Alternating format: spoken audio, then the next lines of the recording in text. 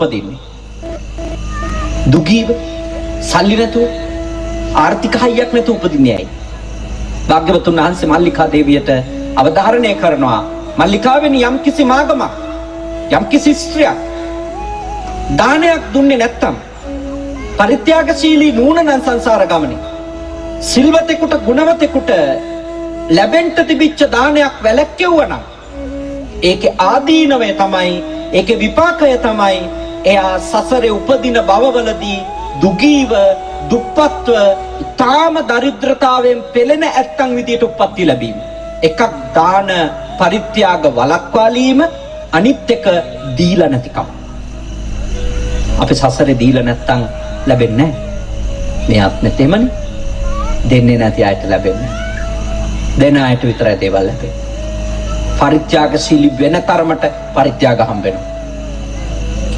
දැන් මම උපරිම 100% පරිත්‍යාගශීලියෙක් කියලා මා කියන්නේ.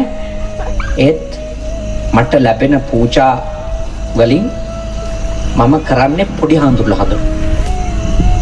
මගේ මධ්‍යස්ථානයේ ඉන්න පොඩි හාමුදුරුවෝ 92ක්. චූටි අය අවුරුදු 7 ඉඳලා චූටි හාමුදුරුවෝ 92කට උගන්වනවා. ඒ අතර විශේෂ පුහුණු කරනවා තව 25 30 ගෙනල්ලා. එතකොට 120ක් 125ක් විතර වෙනවා එක මේ දවසකට ආයතනය ඇතුලේ. ඒගොල්ලන්ට මට ලැබෙන මේ පරිස්කාර වලින් දානමාන ටික දීලා පොත් පෑන් අරන් දීලා සතියකට අඩුම 5 දිනක්වත් ඉස්පිරිතාලෙ ගෙනියන්න ඕනේ. බේත් තරන් දීලා උගන්වනවා. පුදුමි කියන්නේ 100 ගණනක් පෝෂණය කරන්න දේවල් ලැබෙනවා. ඒක තමයි විශේෂය. ඔබ විශ්වාස කරන එක නේ මාසෙකට මගේ පන්සලට හාල් ගන්න ඕනේ හාල් කිලෝ 1200ක්. මාසෙකට හාල් යනවා 1200ක් කිලෝ. එච්චර දෙයක් දෙන්න හම්බ වෙනවා. දෙන්න නැත්නම් හම්බෙන්නේ නැහැ.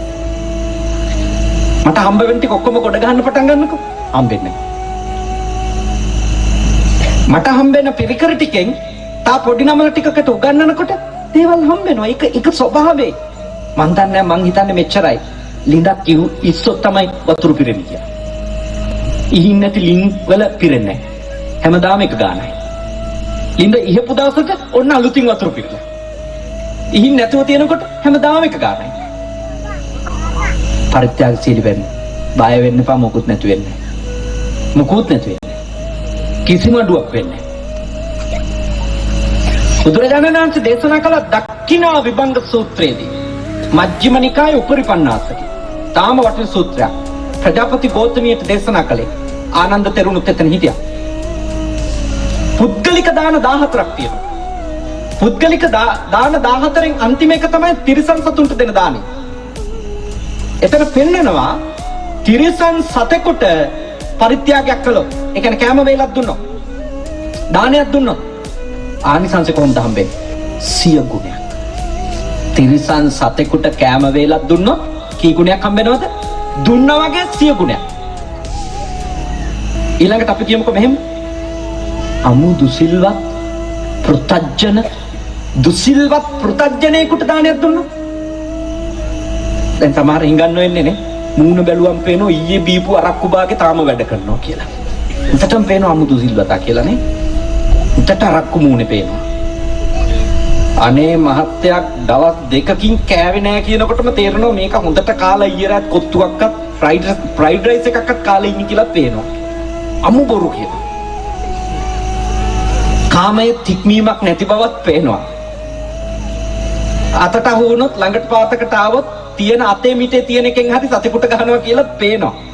ඒ කියන්නේ සිල්පද පහම කඩනවා කියලාත් පේන. කර්මඵලයක් අදහන්නේ නැහැ කියලාත් පේන. අමු දුසිල්වත් අමු පෘතජ්ජනේකට පරිත්‍යාගයක් කළොත් බුදුරජාණන් වහන්සේ ඒකේ ආනිසංස ගැන මොකද කියන්නේ? දුන්නා වගේ 10 ගුණයක් හම්බ වෙනවා. තේරුණා? ඒ කියන්නේ අමු තක්කඩියෙකුට දුන්නත් දුන්නා වගේ 10 ගුණයක් හම්බ වෙනවා. දාන කියන්නේ එහෙම එකක්. මේ විදිහට ආනිසංස පක්ෂයේ ඉස්සරහට අරන් යනවා භාග්‍යවතුන් වහන්සේ. ඊළඟට පෘතජ්ජන සිල්වතෙකුට දුන්නොත් දැන් සමහරුන් කර්මඵලය අදහන්නේ නැහැ. හැබැයි සිල් රකින්න. පව් වැඩ කරන්නේ නැහැ. ඒ වගේ කෙනෙකුට දුන්නොත් නේ දසදහස් ගුණයක් හම්බ වෙනවා.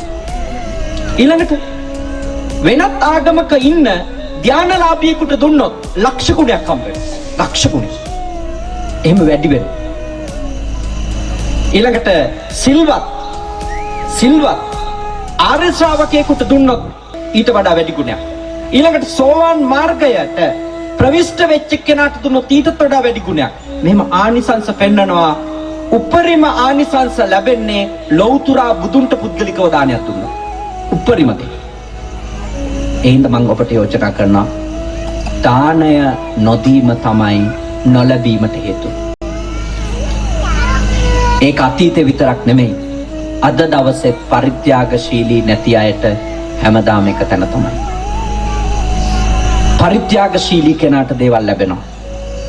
චූටි කාලේ ඉඳලා ළමයාට පුරුදු කරන්න කන බත් එකකින් හරි බත් පිටක් සතෙකුට දෙන්න. බත් ගුලියක් හදලා දෙන්න උගන්වන්න කුරුල්ලෙකුට හරි. හම්බ වෙන පාන් කෑල්ලෙන් හරි කොටසක් දෙන්න උගන්වන්න. ඔබ ඔබේ දරුවන්ට ඇත්තටම ආදරේ නම් ඒගොල්ලන්ට පුහුණු කරන්න ඕනේ දීම. තියෙන කොපි පොත් ටික පැන්සල් ටිකෙන් එකක් හරි නැති ළමයෙකුට දෙන්න උගන්වන්න. දෙන ළමයා දෙන්න සෝදපු අත්‍යති ළමයා දැක්කම ප්‍රශංසා කරන්න. එයා අගය කරන්න. දෙන්න පුහුණු කරන්න. ඔබේ දරුවෝ සංසාරේ කවදාවත් අඩුවක් නැතුව ජීවත් වෙයි.